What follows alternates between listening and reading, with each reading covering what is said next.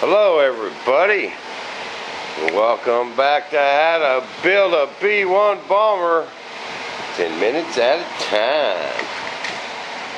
Alright everybody, I've got to do one little thing before I hook up them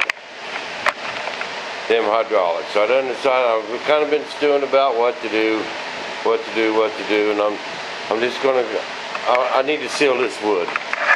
You know, and I had that little oil accident on that other side with that, when that air cylinder leaked. Well, it didn't actually leak, it blew the seal. Kind of doubled over inside when it dried up, and then I worked it. Okay, now I caught it pretty quick and not that much oil spilled. And I've been cleaning it up with some of this degreaser stuff, you know, and alcohol, and it's still kind of wicked up. And it ended up oil coating that whole piece of wood right there. Okay, so you know, I should have sealed that wood. But so I'm going to show you guys how to get that oil out of that wood.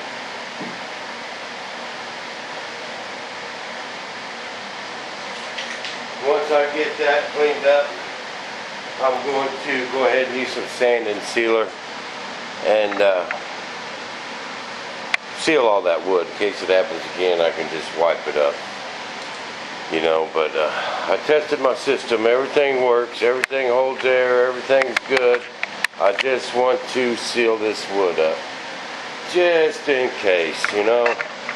But people, this works if you got a two-stroke airplane, your wood's all oil soaked, you know, from fuel. It'll get all the fuel out of that balsa wood, all the oil, to where you could actually glue it again. I'm going to show you my secret. You ready? Bam! K2R rug cleaner. You know, this stuff works the best. I tried that other stuff and it just don't work. You know, there's some of the other brands out there. But a good buddy of mine told me about this years ago. And you know, if you got that old trainer plane, you knock the firewall out of it a couple times and it just won't glue in no more. You soak all that wood down with this stuff right here. Bam! And it'll dry with a white powdery finish. I even did a little test spot on this yesterday. And it got it right out. I just gave it one little squirt. See if we can't zoom in on that and show you. See that light spot right there? That's clean wood again. And I can put sand and sealer over that. So that's what I want to do. I want to go ahead and clean up this oil and let her soak overnight. And tomorrow I can come in here and put my sand and sealer on there and get back to work. And quit the loafing. But just soak her down, man. Anywhere that oil touched. You know, it didn't spill that much, and I thought I had it cleaned up pretty good, but it just kept wicking, you know. We're just going to soak that whole thing down. This will go. Mike Tomlin showed me this trick years ago, and it works awesome. I just got it at the grocery store. Sells it.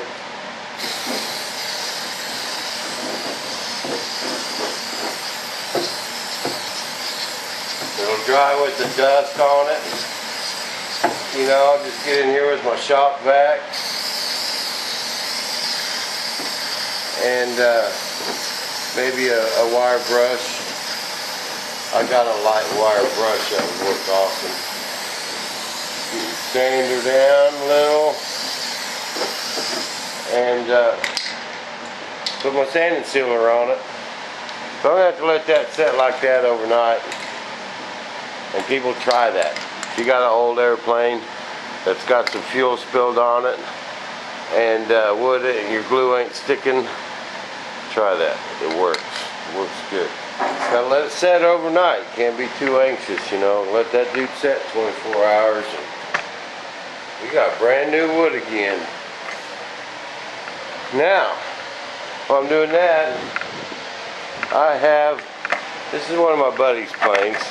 He bought this thing over a year ago. He's been piddling with it, trying to get it going, and I finally offered just to help him.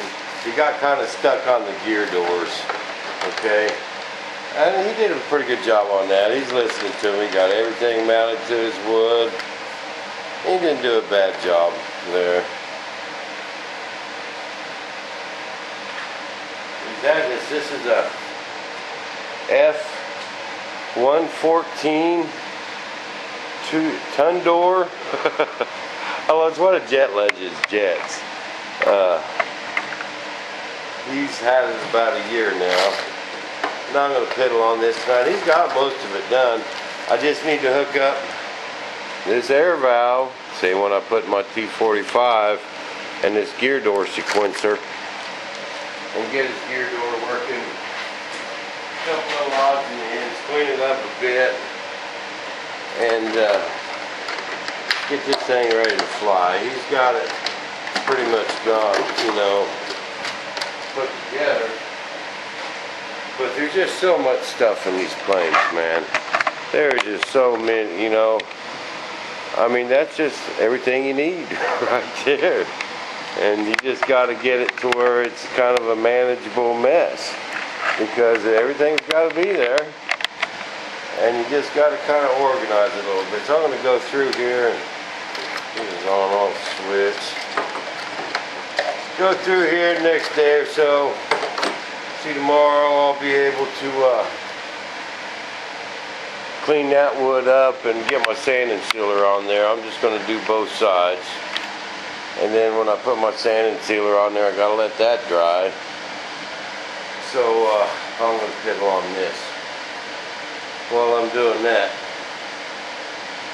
And just wanted to give everyone a heads up on what was going on in the shop. Hey, I got another thing for you. Remember that foamy T45? Went and flew it yesterday. And guess what? That thing is a guided missile. Man, is it a rocket. Shoo! I got a video. I went out yesterday after dinner, and I took my video camera. I was hoping there was going to be someone there at the flying field. It was a beautiful evening. No soul there. All by myself. So I had to turn on the camera and set it on the picnic table. Got a couple flybys, and you could hear that motor screaming. You know, and I'll go ahead and post it up when I post this up. And all I really did is put a big battery in it. It came with an awesome speed controller. It came with a speed controller that was a good 2 or 6 cells. And the box said put a 2-cell battery in it. I went to the hobby shop. They said, no, man, no way. Or a little 3-cell 1200 milliamp. And they said, that just ain't enough battery. It'll fly, but it'll be a turd, you know, for 2 or 3 minutes. These guys have a lot of experience with foamy, so I took their advice and hooked up to, what I did is I just made me a jumper, and I hooked up 2 of these batteries. These are 3-cell 22 milliamp 20C, and man, you want to talk about ripping across the sky. So that's the battery I need. I need a 6-cell, and I got on Hobby King. HobbyKing.com, found a battery for it wasn't very much at all. So got the new battery coming. As soon as I get that one battery, I'll be able to get some more video. And let me show you that thing, man. It's a missile. Shoot, oh, it lands just as pretty as you can be, you know. And I got to the Cougar on his way out the door. I was supposed to deliver that in Houston, but that trip fell through, so I got a box, big old box, and watch them big old feet there feel. And I got a big old thing of packing foam, so I'm going to get that sent off. That's going to Austin, Texas, get that cougar sent off and get it boxed up tonight and get it down to the bus station in the morning.